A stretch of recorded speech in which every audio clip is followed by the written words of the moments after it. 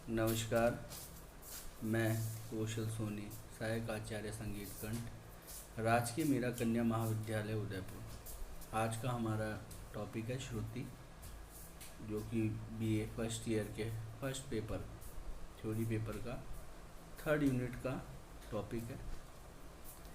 विद्यार्थियों, अगर आप लोगों के पास 11वीं या 12वीं कक्षा में संगीत विषय रहा है तो आपने श्रुति के बारे में अवश्य अध्ययन किया होगा।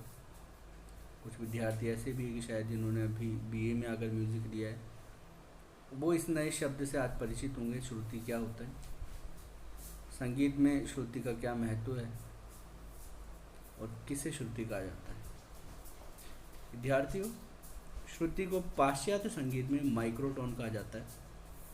नाट्य शास्त्र के 28वें अध्याय में भरत ने 22 श्रुतियों के बारे में बताया है, परंतु इनकी व्याख्या नहीं की। दत्तिल ने श्रुति की परिभाषा इस प्रकार दी है कि श्रुतियाँ विशेष प्रकार की ध्वनि है जो सुनी जा सकती है। नान्यदेव के अनुसार विशेष प्रकार की ध्वनि जो सुनी जा सकती है श्रुति कहलाती है। भावभट्ट के अनुसार श्रुति को इस प्रकार परिभाषित किया है कि प्रथम आघात से अनुरणन हुए बिना जो ह्रस्वनाद उत्पन्न होता है उसे श्रुति कहा जाता है। संगीतांजलि में श्रुति के विषय में कहा गया है कि जो स्वरों की शुद्ध और अशुद्ध अवस्था का कारण है, जो स्वरों के ऊंचे नीचे अंतर को मापने का मानदंड है, जो स्पष्ट रूप से प्रयुक्त होने पर स्वर तथा प्रयोग में न आने पर श्रुति कहलाए, ऐसी अनुरणात्मक तथा अनुरंजन ध्वनि को श्रुति कहा जाता है। संगीत परिजात के अनुसार जो सुनी जाए वही श्रुति है। हृदय में 22 नाड़ियाँ हैं, उन सभी के नाद स्पष्ट रूप से सुने जा सकते हैं, इसलिए उन्हें ही श्रुति कहा जाता है। सभी विद्वानों ने लगभग 22 श्रुतियाँ ही मानी है। केवल कोहल ने अपने ग्रंथ कोहलम में श्रुतियाँ उनकी संख्या 66 बताई। श्रुति के नाम भरत के अनुसार पहली से 12वीं तक जो क्रमिक श्रुतियाँ हैं, 22वीं श्रुति तक उनके नाम इस प्रकार हैं: तीव्रा, कुमुदंती, मंद्रा, छदोवंती, दयावती, रजनी, रक्तिका, रौद्री, क्रोधा, वर्जिता, प्रसारिणी, प्रीति, मार्जनी, क्षिति, रक्ता, संदीपनी, आलापनी, मदंती, रोहिणी, रम्या, उग्रा, शोभनी। जिस श्रुति पर स्वर स्थिर होता है उसे स्वरागत श्रुति व दो स्वरों के बीच की श्रुतियाँ अंतर्गत श्रुतियाँ कहलाती हैं। श्रुतियों के बारे में आपको ध्यान ही है कि श्रुतियाँ 22 होती हैं और इन 22 श्रुतियों पर स्वरों की स्थापना की जाती है। तो जिस श्रुति पर स्वर स्थापित होता है उसे स्वरागत श्रुति एवं दो स्वरों के बीच में जो श्रुतियाँ रह गई हैं उन्हें अंतर्गत श्रुतियाँ कहा जाता है। श्रुति की जाति। प्राचीन विद्वानों ने श्रुतियों को अपने अपने मत के अनुसार अलग अलग जाति में बांटा है। संगीताचार्य चतुर ने श्रुतियों को उनकी प्रकृति के अनुसार 4 भागों में बांटा है।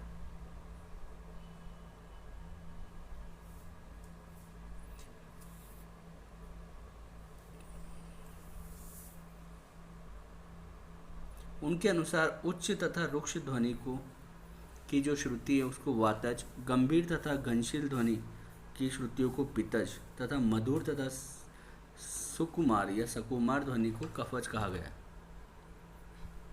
चौथे भाग में इन तीनों के साधारणीकरण को सन्निपात कहा। विश्वासु के मत में 2 श्रुति है। पहली स्वर श्रुति शुद्ध स्वर, दूसरी अंतर श्रुति अंतर स्वर।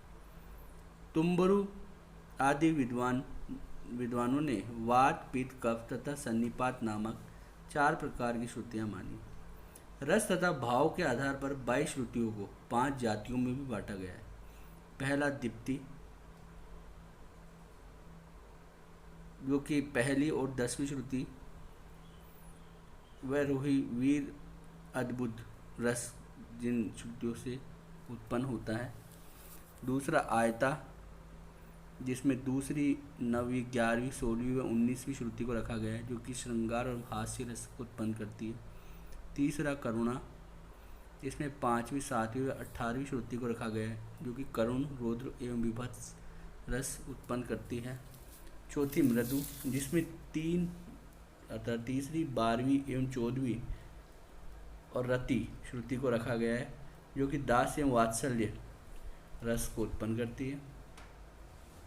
5वीं मध्या, जिसमें चौथी, छठी, 7वीं, 13वीं, 20वीं एवं 22वीं श्रुति को रखा गया है, जो कि शांत रस उत्पन्न करती है। अब आपको ध्यान है कि 22 श्रुतियों में 7 स्वर हमारे बटे में, अर्थात 7 स्वरों को 22 श्रुतियों को उनमें डिवाइड किया गया है। तो शारंग देव जी का एक प्रसिद्ध दोहा है, जिसके अनुसार इन 22 श्रुतियों को 7 स्वरों में बांटा गया है। वह है चतुश्चैव चतुश्चैव, अर्थात जिसमें साम प की 4-4, रे व ध स्वर की 3-3, गंधार्व निषाद स्वर की 2-2 श्रुतियाँ बताई गई है। इन सभी स्वरों को प्राचीन व मध्यकालीन ग्रंथकारों ने अंतिम श्रुति पर स्थापित किया है, अर्थात चौथी पर सा, 7वीं पर रे, 9वीं पर गंधार को, 13वीं पर मध्यम को, 17वीं पर पंचम को, 20वीं श्रुति पर धैवत को एवं 22वीं श्रुति पर निषाद स्वर रखा गया। अर्थात श्रुतियों का क्रम 4-3-2 4-4-3-2 है। किसी भी शुद्ध स्वर सप्तक में यह श्रुतियों का क्रम रहता है।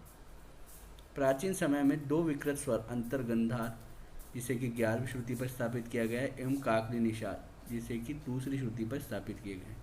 प्राचीन समय में मध्यकाल तक सिर्फ 2 ही विकृत स्वर थे, वे थे अंतर्गंधार एवं काकली निषाद। महर्षि भरत ने प्रमाण श्रुति षडज ग्राम के पंचम व मध्यम ग्राम के पंचम के बीच के अंतर को कहा है। अन्य श्रुतियों की चर्चा नहीं की, इनकी सारणा क्रिया को स्वर वीणा पर किया गया है, जिसमें प्रथम सारणा में प्रमाण श्रुति षडज ग्राम का पंचम, 17वीं श्रुति व मध्यम ग्राम में पंचम, 16वीं श्रुति के आपसी अंतर को कहा है, जो कि प्रमाण श्रुति कहा गया है। द्वितीय सारणा में चल वीणा के गंधार अचल वीणा के रे ध से, अर्थात ग और नी रे ध से मिलने पर 2-2 श्रुति के 2 स्वर प्राप्त होते हैं। तृतीय सारणा में चल वीणा के रे ध अचल वीणा के साप से मिलने पर 3-3 श्रुति के 2 स्वर प्राप्त होते हैं, रे ध। एवं चतुर्थ सारणा में चल वीणा के सा म प, अचल वीणा के नी ग म स्वरों से मिलने पर 4-4 श्रुति के 3 स्वर सा म प प्राप्त होते हैं।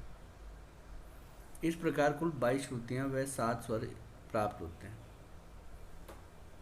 सारणा क्रिया केवल तंत्री वाद्यों पर ही हो सकती है।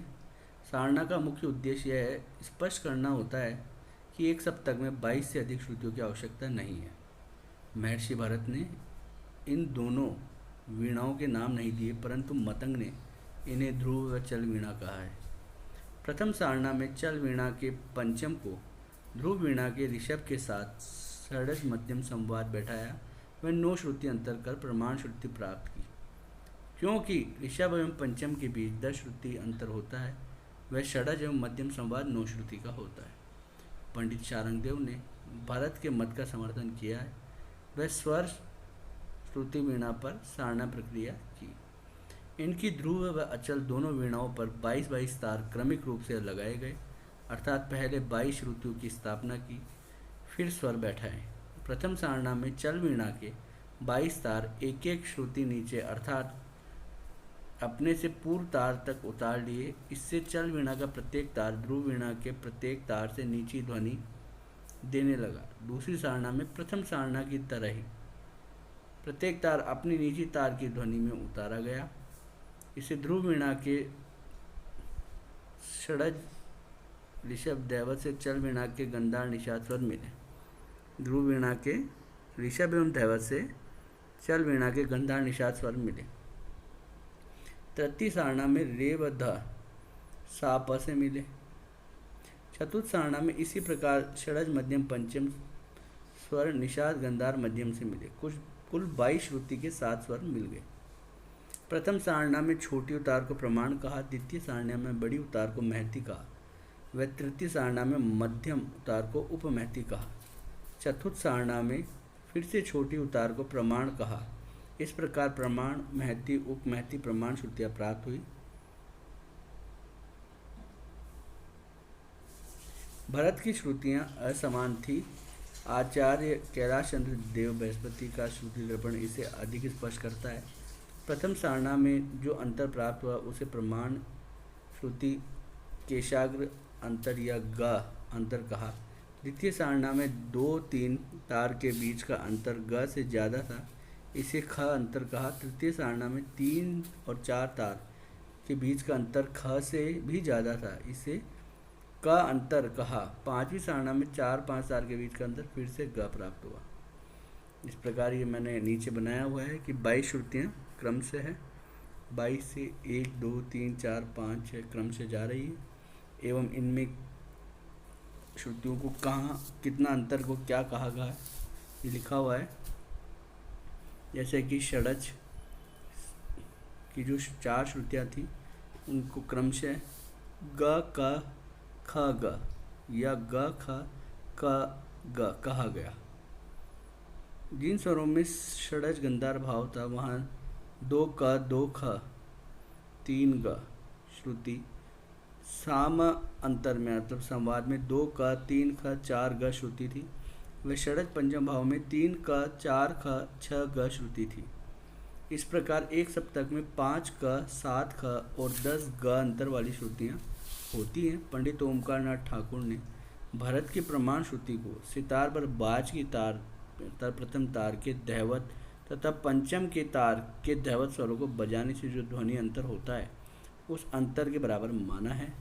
इन्होंने 22 श्रुतियों में 3 प्रकार के अंतर माने हैं। ये अंतर निम्न है। कोमा जिसको मान 81/80 है, लीमा जिसका मान 256/243 है, लघु जिसका मान 25/24 है। लीमा श्रुतियंतर सबसे बड़ा, लघु मध्यम व कोमा सबसे छोटा है। आचार्य कैलाश चंद्र देव बृहस्पति ने जहाँ ग श्रुति है वहीं ओमकार नाथ जी ने सबसे बड़ी श्रुति लीमा रखी है। बृहस्पति जी की क श्रुति जो सबसे बड़ी थी वह ओमकार जी ने मध्यम श्रुति लघु को माना है। इस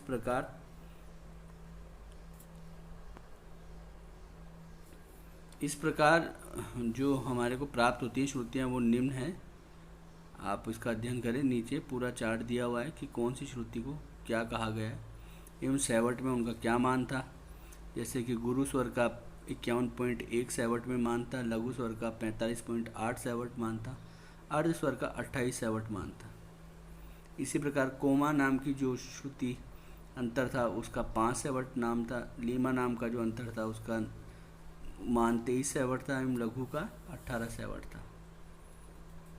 इसी में जो 9/8 अंतराल है इसको मेजर टोन, 10/9 अंतराल को स्वरों के बीच में जो अंतराल था उसे माइनर टोन एवं 16/15 जो अंतराल था उसे सेमी टोन कहा गया। तो ये हमारा श्रुति का टॉपिक है, इसका आप अध्ययन करें क्योंकि श्रुति पर ही हमारे स्वर सभी आधारित हैं। तो श्रुतियों का अध्ययन, किसने श्रुतियों के बारे में क्या कहा है, किसने श्रुतियों का मान किस तरीके से निकाला है, ये सभी अध्ययन करने योग्य है। वापस से आपको थोड़ा बता देता हूँ मैं कि 22 श्रुतियाँ हमारे एक सप्ताह में होती है। उन 22